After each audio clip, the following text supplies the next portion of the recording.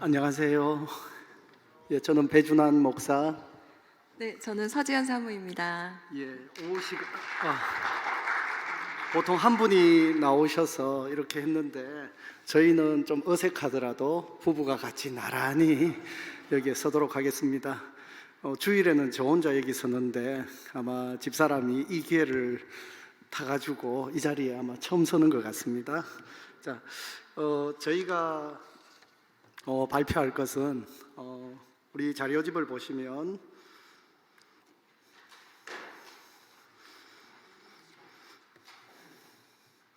자료집의 105페이지입니다. 모든 세대를 품는 교회 사역자들을 위한 실천 원리와 매뉴얼입니다. 저희들이 같이 이렇게 프레젠테이션을 하면서 앞부분은 제가 하게 될 거고요. 앞부분은 제가 하게 될 거고, 또 중간에 이제 제 집사람이 하게 될 거고, 중간중간에 서로 보다가 이렇게 부족한 게 있으면 아마 인터럽트를 할 수도 있을 것 같습니다. 그리고 마지막은 제가 마무리하도록 하겠습니다. 앞서서 계속 저희들이 모든 세대를 연결하는 교회, 또 세대 연결 생애 주기 이야기를 했는데, 자, 그러면 저희들이 어떻게 이것을 해야 되는가? 약간의 어떤 구체성이 있습니다. 아마 실천의 첫 단계와 또 중요한 그 원리들, 이것을 이제 생각하게 되는데요. 우선은 저의 사역 이야기부터 하도록 하겠습니다.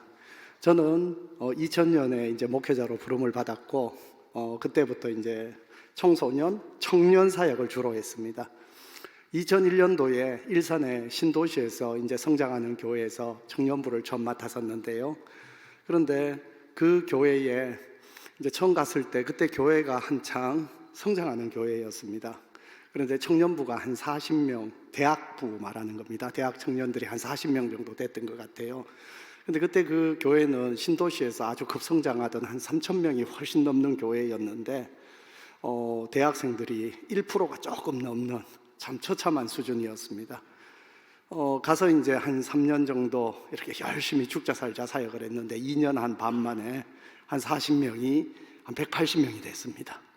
그래서 교회 담임 목사님이 굉장히 흐뭇해 하시면서 저를 부르더니만 공부 한번 하고 갔다 와라. 그래가지고 교회에서 풀 서포트를 받고 이제 유학을 하게 됐습니다. 가서는 북미에서 일어나는 청년, 청소년 사역에 대한 연구였습니다. 이제 학위를 하나 마치고 난 뒤에 다시 복귀를 했는데 이제 180명 그대로 이제 유지하는 수준이었는데, 그 다음에 한 3년 정도 사역을 했는데 그게 한 500명 정도가 됐습니다. 물론 이제 그것은 교회 전체가 성장하는 그 성장과 맞물려 있었기 때문에 제가 잘했다 그렇게 할 수는 없습니다. 그렇게 이제 그 청년 부서가 굉장히 커졌고, 또 그 안에서 아주 역동적인 일들이 많이 일어났는데요.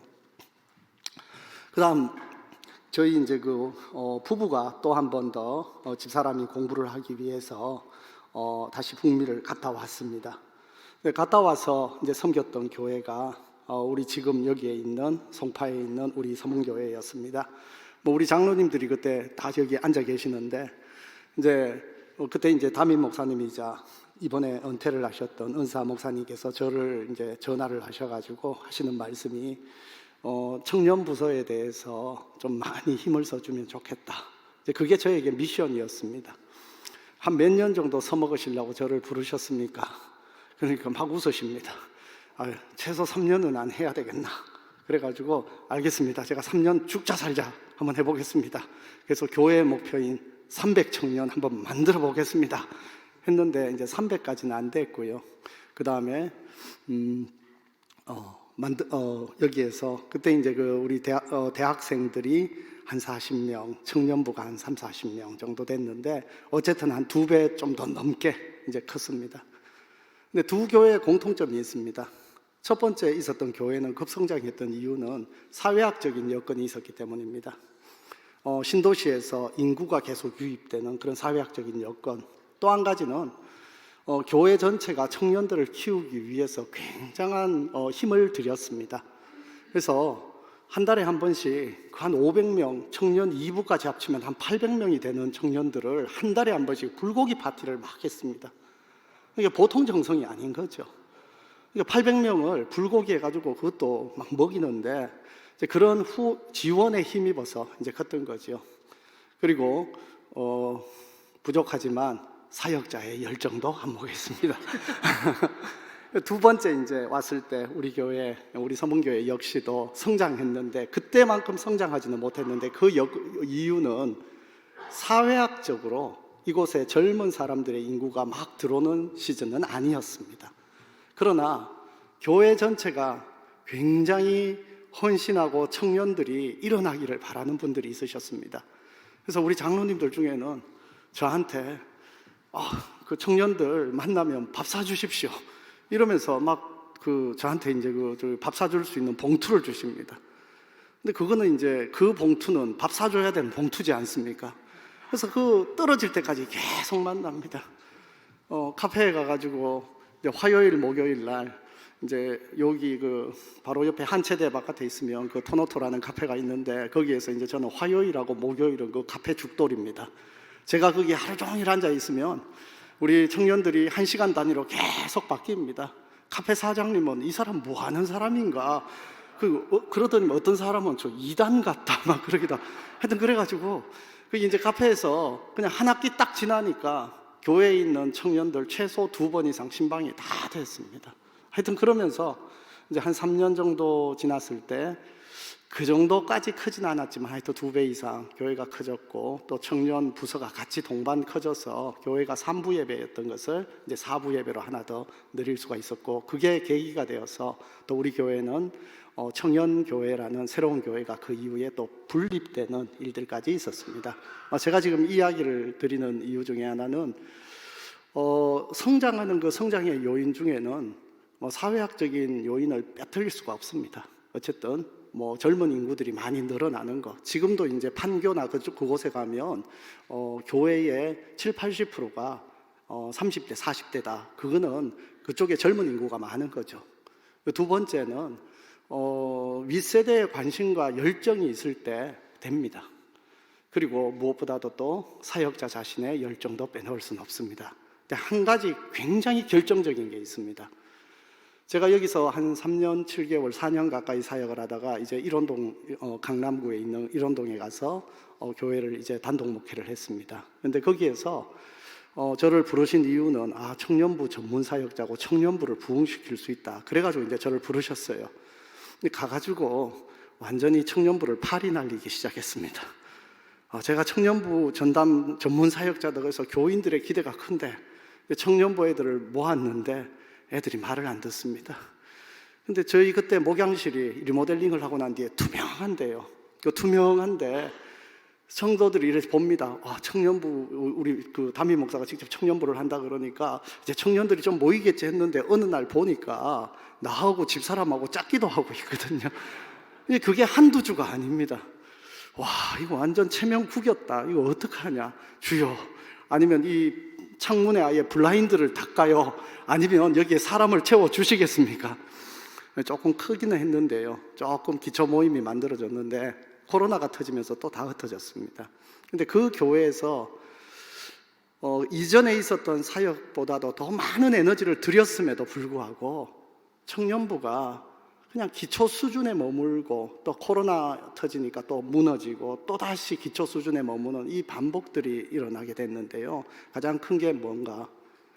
그 청년들 중에 부모님이 그 교회를 다니는 아이들, 윗세대와 의미 있게 연결된 자녀들이 없습니다. 이게 큰 차이입니다. 에너지는 앞선 두 교회보다도 더 많이 들였습니다. 특히 담임 목회를 처음 하는 사람이 청년을 일으키겠다는 게 2배, 3배 했는데 그때 이제 저에게 반성이 있었습니다. 내가 열심히 기도하고 열심히 노력했는데 그래서 하나님이 참 열심을 보시고 사역에 열매를 주셨구나 생각했는데 그런데 사실 그 열매는 사역자 개인의 열심 이전에 윗세대부터 이어왔던 교회 전체가 어머니 교회로서 얼마나 그 세대를 길러내는 힘과 열정과 연결이 있었는가?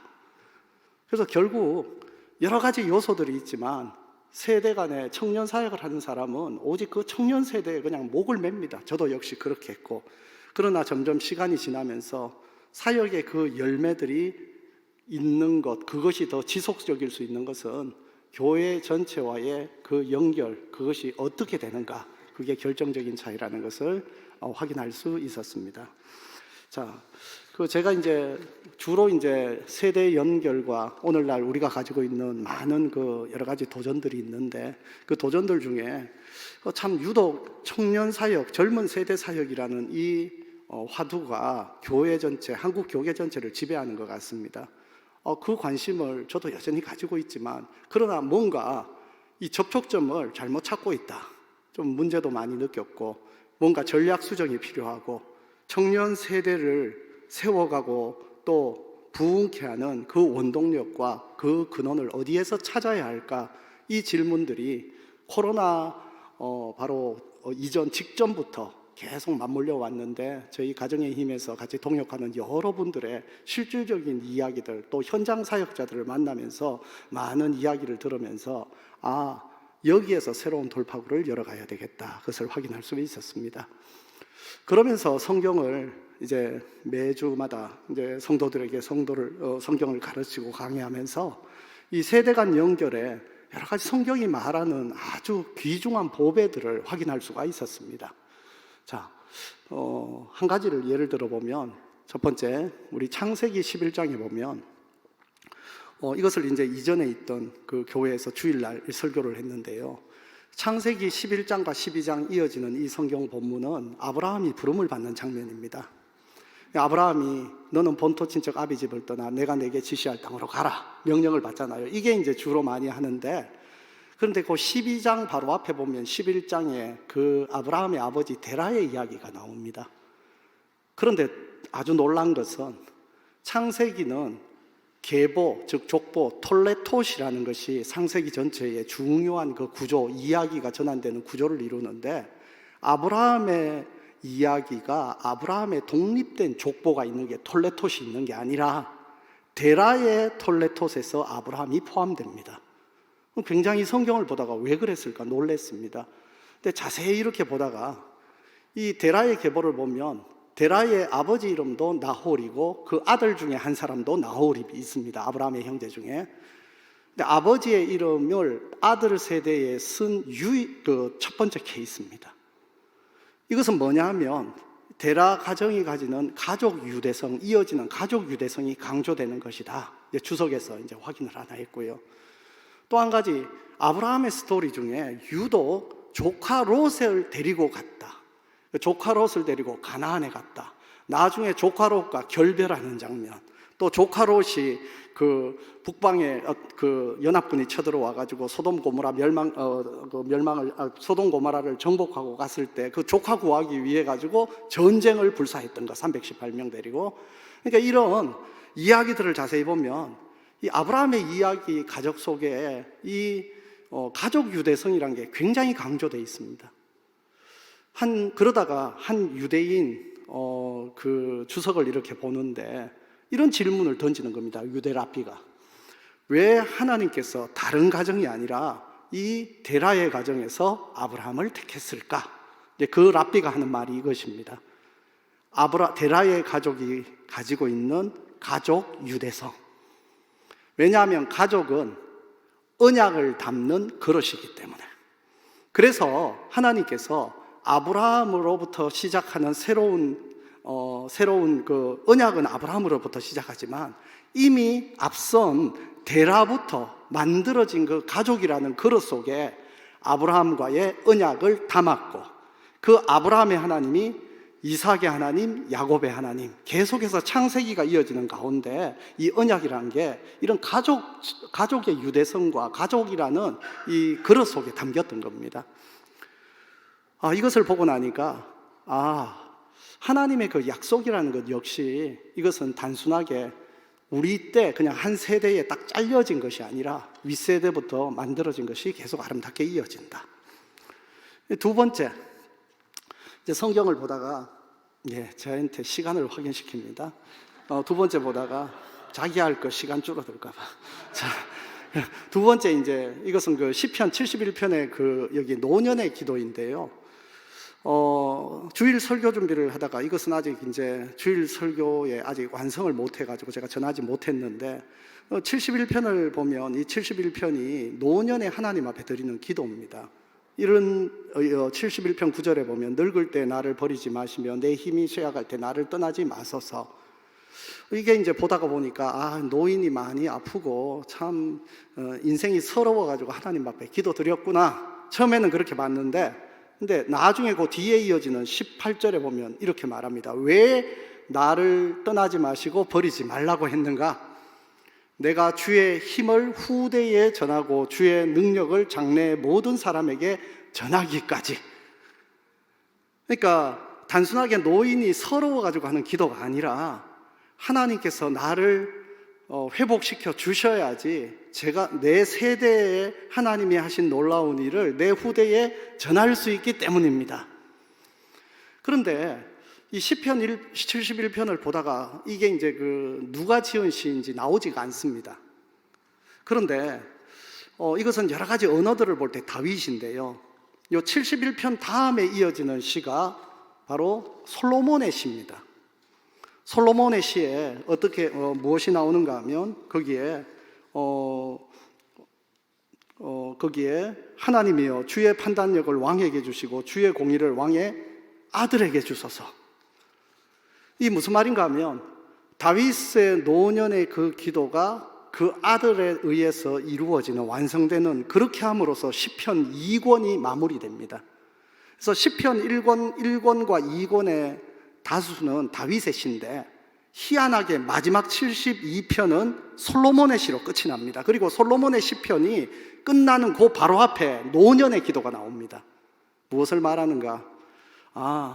노년에 우리 노년 세대가 가지고 있는 이 기도가 그 다음 세대로 아름답게 이어진다. 이것 역시도 이제 세대 간 성경, 세대 간의 그 연결을 성경이 아주 의도적으로 강조하고 있는 부분입니다. 자, 그 다음에 그 5계명은 조금 앞선 분들이 조금 언급을 했는데요. 이 5계명이 유대인들은 하나님 사랑에 연결을 시킵니다. 그래서 유대인들은 첫 번째 돌판에 5계명이 있다. 그리고 6계명부터는 우리 이웃 사랑. 우리가 보통 이제 1에서 4계명만 하나님 사랑이라고 하는데 유대인들은 5계명을 하나님 사랑에 넣는데 그 이유는 이것이 그 뒤에 이어지는 하나님 사랑과 이웃 사랑을 잇는 가장 중요한 징검다리가 되기 때문에 그래서 종교개혁자 칼빈은 바로 이것을 징검다리 계명이라고 했죠. 그래서 이 5계명을 왜 하나님이 약속 있는 첫 계명으로 하나님 사랑과 이웃 사랑의 중앙에 두셨는가, 딱 고리로 두셨는가? 바로 윗세대 권위에 대한 아랫세대의 존경, 감사, 그 순종이 결국 하나님의 그 계명들을 온전하게 다 준수하는 그 근원이 되기 때문입니다. 그래서 마틴 루터가 부모는 하나님의 대리자다.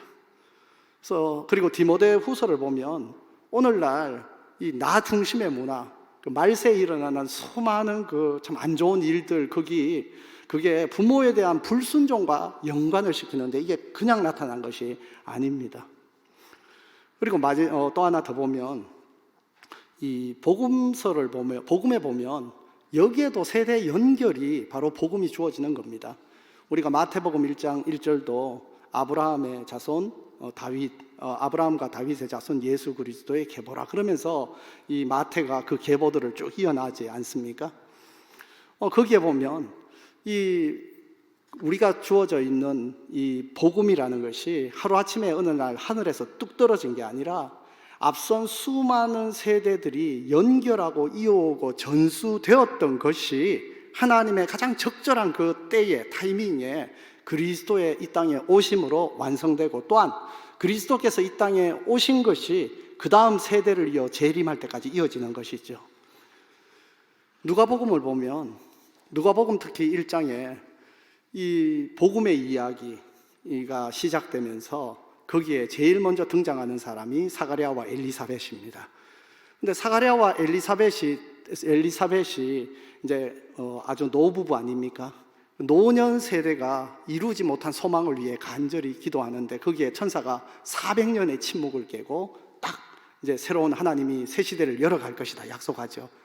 근데 그 다음에 천사가 누구에게 찾아갑니까? 마리아에게 찾아갑니다. 마리아에게 찾아가서 수태고지를 합니다. 그리고 그 수태고지를 받은 마리아가 그 다음에 누구를 찾아갑니까? 엘리사벳을 찾아갑니다. 물론 친척인데. 그러니까 자세히 보시면 어른 세대에게 그동안 400년에 침묵했던 말씀이 닫힌 하늘이 뻥 뚫리고, 그 다음에 그 아래 세대인 새로운 이제 예수님을 잉태하고 새로운 시대를 열어갈 그 젊은 세대에게 찾아가지고, 근데 그것을 받은 수태고지를 받은 젊은 세대는 다시 누구에게 찾아갑니까? 윗세대를 찾아가고, 그 다음에 윗세대를 찾아가서 엘리사벳을 통해서 얼마나 큰 축복을 받습니까? 내 주의 모친이 여기 왔다. 그 축복을 받은 마리아가 바로 매그니피켓, 바로 그 한나의 기도를 이어가는 새로운 시대를 여는 그런 엄청난 기도를 하죠. 그리고 이 매그니피켓 그 다음에 이어지는 기도가 바로 사가랴가 이제는 세례 요한을 낳고 이제는 입이 뻥 뚫려가지고 이제는 침묵 속에서 이제는 10달 만에 입이 열려서 하는 노래인데, 그게 뭐냐면 베네딕투스, 바로 희망의 노래입니다. 복음이 이 땅에 올 때 이 복음서의 구조를 보면 그냥 우리는 그냥 단순한 사람이 온다 생각하지만 세대와 세대가 얼마나 긴밀하게 연결하고 화답하는가가 여기에 나타나고, 거기에서 압제받고 억눌려 있던 사람들을 해방시키는 그리스도의 사역을 아름답게 예언하고 노래하는 마리아의 찬가와 그리고 사가랴의 노래가 같이 이어지면서 이 복음의 스토리가 열려갑니다. 자, 하나 더 해야 되는데요. 서신서에 참 고난받는 위기의 시대에 교회가 어떻게 하면 이 위기의 시대를 이길 수 있을까에 대한 이 서신서의 지침을 보다가 굉장히 또 마음에 큰 그 전율을 느꼈습니다. 복 있는 사람 큐티 그 원고 정리하면서 본문이 떨어져가 어쩔 수 없이 이것을 보다가 이렇게 하게 됐는데, 우리 베드로전서 5장 5절에 6절에 보면 이 장로들에게 어떻게 하라, 그리고 젊은 자들에게 어떻게 하라, 이게 이제 사도 베드로가 권고합니다. 윗세대 장로들에게 뭐라고 하는가 하면 아랫세대를 돌보고 양육하며 모범을 보여야 하는데 주장하는 자세를 취하지 말고, 우리가 말하는 이제 고자세가 아니라 본을 보이면서 이 젊은 자들에게 가르쳐야 된다. 이건 교회 장로뿐 아니라 교회 윗세대들에게 주는 거죠. 그런데 그 아래에 바로 나오는 게 있습니다. 젊은 세대에게 장로들에게 순복하라. 때가 되면 너희를 높이리라. 근데 이게 단순하게 교회 안에 서로 이렇게 존중하며 살아라 이런 게 아니라, 고난받는 시대 속에 교회가 어떻게 더 부흥하고 하나님의 역사를 전진시킬 수 있나, 이 문제입니다. 어른 세대는 본을 보이면서 젊은 세대들을 이끌어 주어야 하고, 그리고 아랫 세대는 순종하면서 겸손한 자리를 취할 때 이 두 세대가 아울러서 고난받는 세대 속에 교회가 승리할 수 있다는 겁니다. 만약에 이 아랫 세대, 젊은 세대가 장로들을 윗세대가 주는 권고나 이런 걸 무시하고 만약에 그냥 그것을 거부하는 그런 자세로 계속하고 막 꼰대 그러면서 한다, 그렇게 하면 그것은 교회의 미래도 없을 뿐 아니라 바로 젊은 세대 자신이 설 수 있는 기반을 다 스스로 허물어 떨이는 것이랍니다. 제가 이제 몇 가지를 이렇게 이야기했는데요. 성경에는 제가 지금 표현하지 아니하는 수많은 하나님의 말씀 속에 이 세대가 어떻게 연결되어서 지금의 상황을 이겨나가야 되는가에 대한 많은 말씀들이 있습니다. 자, 제가 조금 이제 목을 좀 쉬고 이제 바톤을 넘기겠습니다. 네, 조금 전에 말씀드린 성경의 세대 연결을, 그래서 저희 사역자들이 기억할 수 있는 한 5가지 정도 원리를 정리를 했습니다. 시간상 그냥 제목만 간단하게 말씀드리고 넘어가야 될 것 같은데요. 첫 번째는 계속 앞에서도 말씀하신 것처럼 교회가 하나님의 가족임을 교육자들은 정말 이거는 마음속에 딱 새기고 있어야 되는 사역자들이, 모든 사역자들이 실천 원리인 것 같습니다. 그래서 교회가 가정을 대체할 필요도 없고 대체하는 것을 성경이 말하지도 않습니다. 그러나 교회 안에는 아까 질문도 하셨는데요, 가정이 없거나 가정에서 기본적으로 하나님이 의도하셨던 돌봄과 양육을 제공해 줄 수 있는 그런 환경이 갖추어져 있지 않은 사람들이 갈수록 많아지고 있어요. 지금은 한 50%가 넘어가는 것 같은데, 그 사람들에게 교회가 하나님의 가족으로서 양육과 보호와 울타리를 제공해 주어야 됩니다. 그것이 교회가 해야 되는 가장 중요한 하나님의 영적 가정으로서의 기능입니다. 두 번째는 교회가 유기적인 몸으로 서로 연결이 되어야 하는데요, 이것은 사역자들이 자기 사역만을 생각하면 안 된다는 겁니다. 전체의 그 교회라는 사역 전체의 숲을 보면서 내 사역이 그 숲에서 전체 몸에서 어느 위치를 차지하고 나는 이 역할을 이렇게 감당했을 때 다른 부서가 어떤 도움을 받을 것인가를 생각하면서 그 사역 부서를 조정하고 계획하고 운영을 해 나가야 된다는 것입니다. 근데 저희도 이런 시행착오를 겪었던 것 같은데, 젊은 사역자들은 열정이 많습니다. 그래서 그 열심히 내 사역, 내 부서 부흥시켜가지고 내가 얼마나 유능하고 좋은 목회자인지를 입증하고 싶은 마음이 굉장히 많습니다. 그런데 그 마음이 오히려 교회 전체의 몸으로서 연결되고 유기적으로 사역 부서가 함께 협동하고 협조하는 것을 해칠 수가 있습니다. 그래서 이 사역 부서의 이기주의, 자기 부서만 생각하고 다른 부서는 관심 밖에 두는 이 태도들을 계속해서 저희가 좀 수정할 수 있는 정기적인 모임, 만남, 대화, 경청 이런 시간들을 가질 필요가 있겠습니다. 세 번째는 계속 말씀드렸던 건데, 가정을 세우는 것입니다. 그래서 가정을 세우는 원리를 사역자들이 잘 아셔야 되고, 아무리 사역자들이 내가 맡은 청년, 주일학교, 부서 열심히 하더라도 가정이 파트너가 되지 않으면 되지 않는다. 그래서 가정의 부모들을 어떻게 도울 것인지를 항상 염두에 두셔야 되는데, 이것도 역시 성경적인 원리가 있습니다. 첫째는 부부가 연합하는 것이 가정의 가장 기초라는 것이고요. 그리고 그 부부가 연합하는 데는 어머니의 역할이 있고 아버지의 역할이 있습니다. 아버지는 제사장으로서 영적인 책임을 감당하시도록 교회가 도와야 됩니다. 아버님들이 하실 수 있게.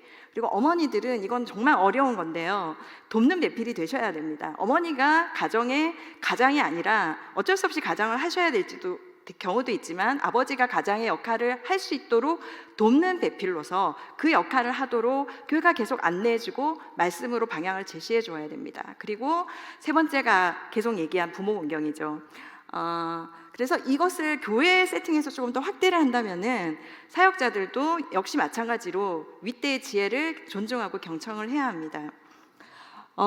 저희 가정의 힘에서 2021년에 한 설문조사 결과를 보니까요, 지금 한국 교회 안에 3대 이상 신앙생활을 하고 있는 가정의 비율이 63.2%입니다. 굉장히 많은 비율이죠. 그러니까 이건 무슨 말이냐면은, 사역자들이 자기 사역에 대해서 묻고 지혜와 조언을 얻을 수 있는 자원들이 한국 교회 안에 그만큼 굉장히 많이 쌓여 있다는 겁니다. 그런데 사역자들이, 굉장히 젊은 사역자들이 범하기 쉬운 실수는 그 쌓여있는 자원에 대해서 무시하고 또는 가볍게 여기고 들으려 하지 않고 자기 마음대로 하려고 하는 실수가 있습니다. 그래서 어떤 부서를 맡더라도 그 부서에서 오랫동안 봉사하신 베테랑 교사들, 장로님들, 권사님들 의견을 존중하고 경청해라. 이것이 교회 전체를, 사역을 건강하게 만들고 우리 부서를 함께 건강하게 만드는 방법이다. 그거고요. 다섯 번째는 사역자들이 사랑의 권위자로서 스스로 모범이 되어야 된다는 겁니다. 이것은 사역자들이 굉장히 부단히 성장해야 됩니다. 한편으로 사역자들은 낀 세대예요. 윗세대들에게는 연소하게 보이기 때문에 무시당하기 쉽고, 아랫세대는 기본적으로 윗세대 말을 듣지 않기 때문에 또 무시당하기 쉽습니다. 그런데 사역자들이 아랫세대에 대해서는 사랑의 권위자로서 모범을 보이면서 가르쳐야 되고요. 윗세대에 대해서는 성장하는 모습을 보인다면, 어린 줄 알았는데 사역자들이 꾸준하게 열심히 성장하고 있구나. 윗세대가 그 사역자를 귀히 여기고 또 따르게 될 것입니다. 이 5가지 실천 원리를 시간이 없네요. 네. 나중에 우리 이어서 김계철 교수님께서 잘 말씀해 주실 것이라고 생각하고, 중요한 그 상담 지침, 저희가 매뉴얼을 만든 게 있습니다. 이게 뭐 완벽한 매뉴얼이라기보다는 사역자들이 교회 안에서 교육부서나 또 교구에서 상담을 하실 때 가져야 되는 기본 원리에 대해서 그 샘플을 제공해 드리는 겁니다. 하나는 신방하는 원리, 신방 매뉴얼이고요. 또 한 가지는 상담 매뉴얼입니다. 여기서 다를 얘기를 할 수는 없는데, 한 가지는 기본적인 원리는, 첫 번째는 경청하라는 거고요.